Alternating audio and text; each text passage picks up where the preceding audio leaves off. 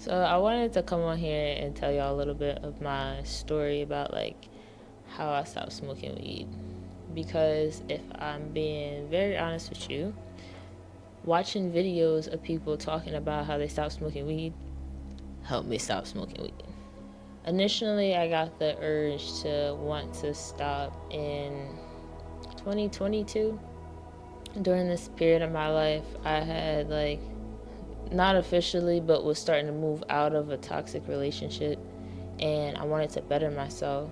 And that was one of the things that I recognized that held me back. So then I would say, so that's 2022. And then the following year, 23, that's when I started feeling the Lord start to urge me to not want to do it anymore. But I was struggling really bad, especially because that was when I was going through a breakup, and I had been in that relationship for some time, so it heavily affected me, and I didn't really know how to cope. Then in 2024, late 2024, I left my corporate job, and when I did, I didn't necessarily know what the Lord had planned for me, as far as if I was gonna go to another corporate job, or that's what I thought. That's what I thought. I'll be honest. Then a month later, I had been sitting down with the Lord and just yeah, it's time to be an entrepreneur. That was the end of 2024 that I decided me and God put that together. So then 2025, January is where I really was okay, it's time to lock in. It's a new year. It's the start of a new year, start of a new season, start of a new me. I was ready. I was ready for it. But weed was in the way. I'm gonna just be honest. I would sit there and I would plan. I would work all day on my business and everything. I would write as well because I'm an author. That's part of what I do. But I couldn't focus. So yeah, I'd be able to go a week, sometimes 2 weeks without smoking, and then I would see a clear difference in my brain functionality. Clear difference, not even questionable. Before, okay, I can still function. I hate to say this, but at one point I kind of considered myself a high functioning stoner, which maybe I was, but at the same time too, I wasn't high functioning for my own brain functionality. Period. I was still hindering myself. That was one of the main things for me. Once I got to see that difference, it was oh yeah, I like this. I can do a lot more in a day. I can focus more. That was another thing. I could focus so much more. I wouldn't forget things as much. So that was January, February time, early in 2025. Early 2025, once I recognized this, that made me really want to just stop. And on top of that too, that's when I really felt the Lord's pressing of it's time to put this down. I was still struggling, I'm not gonna lie. I was still struggling for a minute. That was one of the things that really started helping me. But then what actually really opened my eyes to a lot was the reason why I was even using in the first place. I don't like saying it like that, but let's just keep it real. All drugs are hard drugs. Anyways, that's not the point of this video. But I'm trying not to go off on a tangent, y'all. But the point is, there's a lot of trauma that I had deeply rooted in me, and the trauma was a big reason of why I would smoke. And when I say trauma, I don't mean because I went through something traumatic. No. I mean that I learned to cope with what I was dealing with emotions wise by escaping reality. And that's what weed did for me. When I was a kid, I would read a book all day. I escaped reality that way. But then as I grew and got into the world, I escaped reality through smoking weed. Literally, that's exactly what it felt like. I was in another world, in my own world.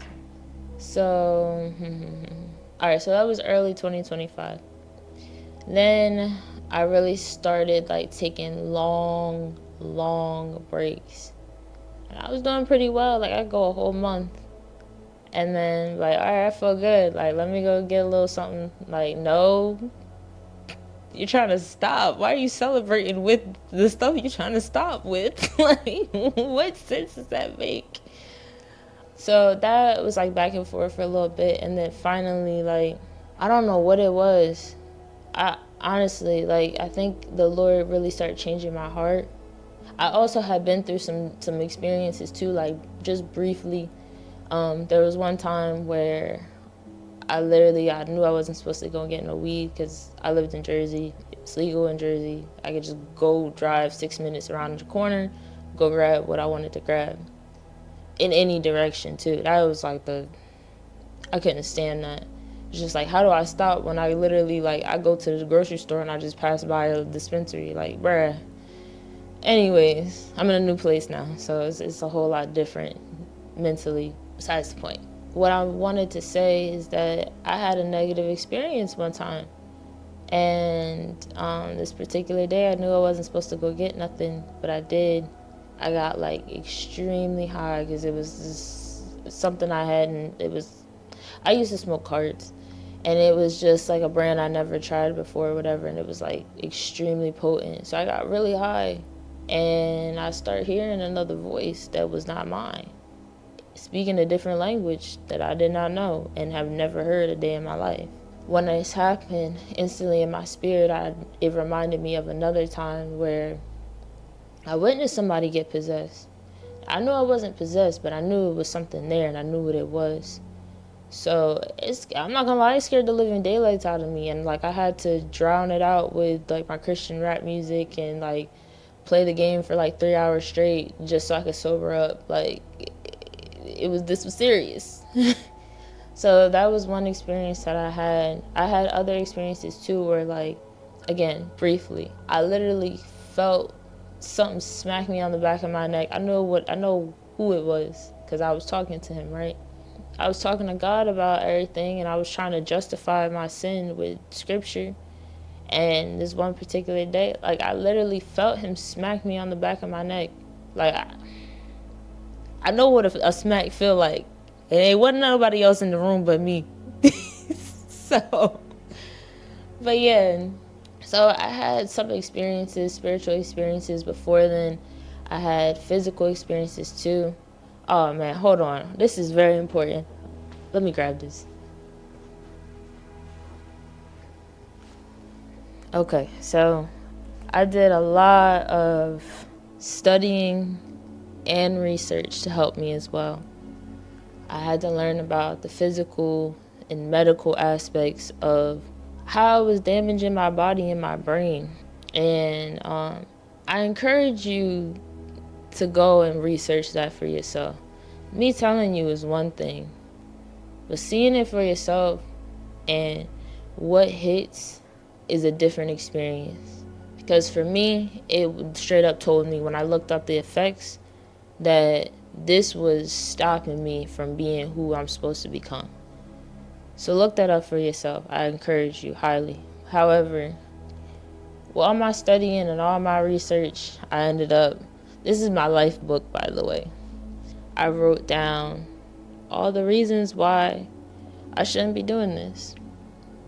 I don't know if y'all probably can't see this. This camera is like really nice. But anyways, at the top, the number one thing is that it's poison. It's poison to my brain, literally. But on top of that too, spiritual wise, it weakens my spiritual strength. Like my discernment is low when I smoke. Like my judgment is low. Like I'm not as on my P's and Q's as I would like to be.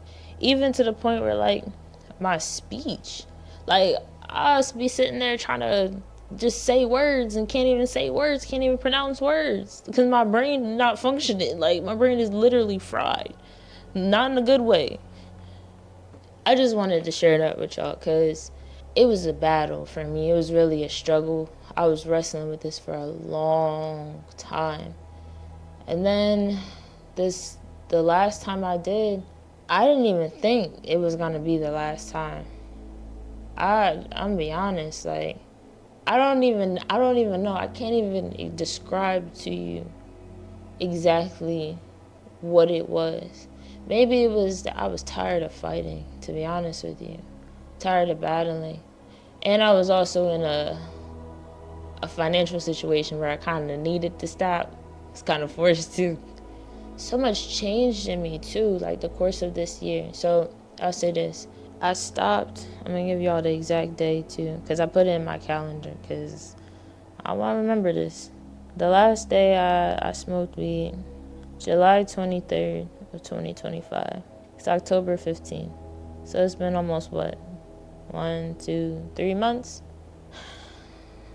I know that don't seem like a long time, but it seemed like a long time. I tell you that. 3 months is the longest I've ever gone without smoking ever since I started my senior year of high school. The summer after my senior year of high school. That don't really matter, but yeah, it's a long time for me. It's been 3 months, but it felt like a few years, if I'm being honest. Like, time moves so much slower when you're sober. It's like you don't lose pieces of your life. You don't lose opportunity. So yeah, 3 months sober. If you're somebody that's been struggling with this and you feel like the Lord has been placing it heavily on your heart to stop, I understand. I get it. I mean, I just straight up told you it's been like 3 years I've been struggling to stop.